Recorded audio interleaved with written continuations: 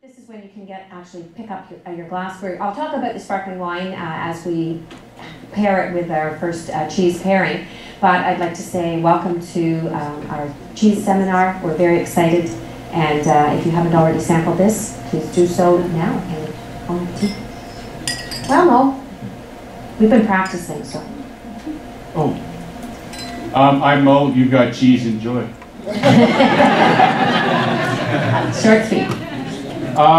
Like Peggy said, my name is Mo. People can call me Maurice if you want. It's kind of big, hard to sign, so switch down to Mo. I am a sous chef here, and I guess I'm the local cheese freak. Absolutely. When I started here, they had 4 cheeses on the menu. They were good cheeses. Now I got about 45 in-house. So you can guess I like cheese. The only thing we have... You took some courses though too, like right, Mo? Yeah, I've taken some cheese classes here and there. So we can throw some really tough questions at you. Yes, it's made out of milk. I don't really know much, but... so, what do you think? I'm sorry, I interrupted you. First one. You know, I tripped a few or something. Alright, go, sorry. So yeah, cheese. The only problem we have with cheese here at Peller Estates is the winery, the restaurant is all Canadian. So if it's not Canadian, we can't touch it. And everyone says there's no good cheese in Canada. I beg to differ. I've found cheese from every province, and that was one of the things I like doing, to find different cheese. Right now, the best cheddar comes from Manitoba. New Bothwell has a fantastic cheddar. Some cheeses are federal licensed, which means they can be sold across Canada. Some cheeses are provincially licensed, which means you have to drive to said province to pick it up, or they will mail you a small quantity. Like me and Peggy have a little fetish for Dragon's Breath out of Nova Scotia. So every time one of us is making a road trip, we stop by, stock up and fill a cooler, and come back. How many have you had Dragon's Breath? Oh my gosh. It is a beginner blue. It is a blue cheese with no blue inside of it. That's how we got the Thornlow, which we'll talk about that down the road. So what's going to happen here is I picked 3 cheeses. I didn't really want to overwhelm you and show you guys how to make buffalo mozzarella, which you can't really make at home, or how to make ricotta, which is a pain in the butt. So I did 3 preparations of cheese to make it easier for Christmas time, because right now everyone wants to do home entertaining, canapes, and drinking wine, because that's what we do during holidays. We relax, we hibernate, and we drink. At least Peggy does. Well, and that's why I like working with Mo, because with Chef Parsons, it's about the art of food and wine. He always puts food first. I put wine first, and I really think that Mo and I are the same. Thank you, Mo. The next one is actually a bit more fun. You do have to do some work in the kitchen. It is a little bit messy, so you might want to make it at someone else's house, just in case. But basically, we're going to make a roulade. The mozzarella roulade is quite simple. You can do anything you like. Basically, it's a blank canvas. If you don't like prosciutto, don't put prosciutto in it. If you like smoked salmon, put smoked salmon in there. This is where you get to play and have fun. Get rid of stuff in your fridge. Feed it to other people. But what you want to do is just plain old good quality pizza mozzarella. You don't want to go cheap and get cheap mozzarella, because it'll get very, very chewy and very, very dense. So you want nice pizza grade mozzarella. All you're going to do is cut up little cubes. A pot of water that should be boiling, but yeah, it won't boil. But pretend yours was boiling. And then you just want a little colander inside. You want a colander that has smaller holes. If you get bigger holes, what'll happen, your cheese will melt out into your pot. Mo, is that not hot? Yeah. Like, he just put his hand in there and like lift that colander and like I'm seeing all of this. I mean, ow! Don't do that at home. Well, that's, the idea is right, but you... So get yourself a safety towel, gently pick it up. Health and safety. When you work in your kitchen, your fingers get numb. Yeah, you just keep your hand until once you lose feelings, it's a whole lot better. So what you do is just take the cheese and put it into the hot water. Like I said, make a mess, you're not at your house, don't worry about it. And with a spoon, and just stir it on. It'll start melting. While this is melting, what you need is a piece of parchment paper, wax paper, or ceramic, whatever you have lying around. And then a little bit of cooking spray, just to make it roll a little bit easier.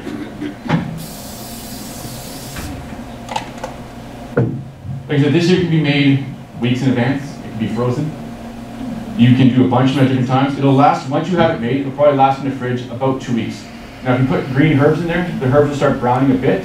So if you stick straight to jams, compotes, meats, fish, they won't brown, so don't worry. But if you leave the herbs in there, like you put parsley, basil, sage, those might start browning a bit, but it still tastes good. Or you can just cheat and put dry herbs. Not that good, but you can do it. Now you can see, you just want to keep mixing it until the cheese starts melting. And this is so hot. Oh. Now the cheese won't melt all the way through, which is fine. You just want to start stringing together. You still have some chunks in there, which is okay. Because if it goes all the way perfectly flat, it's going to start running at the bottom too much. So you just kind of do it quick. That's why if the water's boiling, this should be, but it's not. It works a bit better. So work with me here. Why is the water not boiling more? Because this thing keeps going out. Just ask. Just ask. I could do that for you if you got something else. Stay over there. I can't come hear me. Okay. So this is what we're looking for. Chef makes me work when I have to look at him. That's why I got Chef made me work too. So we want that nice soft texture there. And all you're going to do, scoop it out. Looks like marshmallows. Yeah. More or less. Some people want to try to make this in the microwave. It doesn't work because the cheese will burn too quick. Now this is where I said it makes a mess. Because it will stick to your colander. You have to wash this off right away. If you let this sit while you finish doing this and finish your wine, it's a pain in the butt and the dishwashers hate you downstairs to do it. They both yelled at me yesterday. It wasn't very nice. When you're in the dishwasher at home, it doesn't. That's why I bring Peggy over. Yeah, I have to do dishes after. So then you're just going to fold it over, kind of smush with your hand a bit, take your baton, and just roll it out with your baton a little bit. Now, the bigger you roll it, the bigger your roll will be. So if you want to roll this big around, roll your cheese really long. If you want a smaller roll your cheese not so much. You want about a 1/4 inch thickness, because if not, you'll have pockets of cheese where the cheese is too thick. And he said, don't worry if it's still slightly chunky, because what we're going to do afterwards is we're going to re-roll it. We're going to put it into a cake pan and pour hot water back onto it. What that's going to do is reseal it all shut. Did you just dream this up, Mo, or is this something that you just experimented with? Because I would never put my mozzarella in boiling water. I just wouldn't think about it. But this is good for soup too. No, this is something I've tried playing around with a few times and everyone laughs, but it actually works out and it tastes really good. So, what you're going to want is a little cheese sheet like this. So you still got some chunks in it. We said that's okay. Everyone seen it? And then all you do is take whatever your favorite ingredient is. So for you guys, we've got a little prosciutto. Yeah. It is pork, yes. Except, but if you don't like pork, you can do smoked salmon. You don't like that, you can buy salami. You can put pepperettes down the middle. Your gummy bears. Gummy bears. And then a little pig sage. So you don't want to have it all on one side. You kind of want to layer it down. So what's happening when you roll it up, you want to have different layers going through. If you stack it all at one side, what you'll have is meat, green, and the rest all white. So you kind of want to layer it all the way through. So as you roll it, it'll kind of pinwheel effect on it.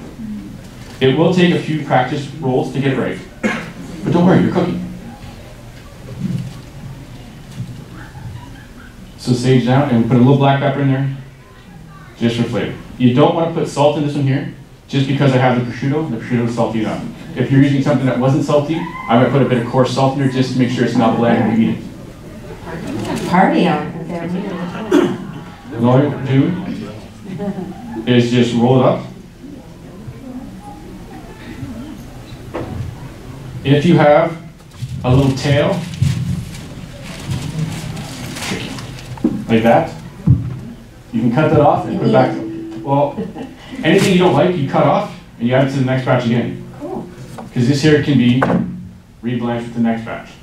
So it's not, it'll just be quicker to melt. So that way you don't have all this extra cheese lying around that you have to eat. You can just keep re-melting it each time and using it to finish your rolls. How much did you actually put in the pot initially? About half that.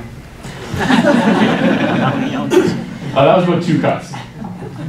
Like 4 cups would probably give you about 1.5 cups of cheese per log. If you're going for about a 2-inch size thickness, that's a good size diameter. Now you can make them bigger, like I said, if you want to have 30 little wheels going through there, you can make the thing big. If you want to have small, so everyone gets one steak size slab or a bunch of little slabs, depending on what you're doing for it. But you work with it one piece at a time. Like Yes, you got to do it well because once it starts getting cold, it gets a bit gummier. So once you have your roll all pretty and such, what you're going to do is you want to saran wrap it. And you want to saran wrap it really tight. So I'd go 2 or 3 times. Because right now, you've got a cheese roll that's cool, so it's not really stuck together. So once you have your roll, through the magic of television, Okay, so you have your nice roll. It's wrapped twice. You want to get yourself a cake pan. You put it into a cake pan, and you want to pour hot tea water on it. Boiling water. And what that's going to do, oh God, I'm nervous now. Oh. Go ahead. So what that's going to do is actually going to seal the rolls together. So when you cut it, it's not going to unravel itself. So the tea water, you're going to leave it in there for about 6 minutes, but that's going to melt the cheese back to make a nice firm log. And that way when you cut it, it'll stay in the pinwheel effect and it won't unravel on you. Hot tea water. Yes. Hot water medicine. Boiling water from a kettle. I envision pouring hot tea. I'm thinking, what? Hot tea. Pour tea over it. Water. Just why didn't you just say hot water? Because you want boiling tea water. It's my recipe. Fine. Did you put that in the recipe? Hot tea water. All right. And then once it's out, you're going to take it out. Be careful because Exactly. it will be It's hot. not even tea. It's just the water. I'm sorry. See what chef yelled at you. Don't bring me into this. I already have. So then you want to be careful when you take it out. You want to use an oven mitt or a towel because it will be quite floppy. It will be still very hot. And you put it in the fridge. Leave it in the fridge for about an hour or two just so it gets very hard. Because you don't want to try cutting when it's soft. Because what's going to happen is it's just going to go very mushy, and that doesn't look as pretty. It's not too bad though. You can have this one. No, I'm just saying. But this one,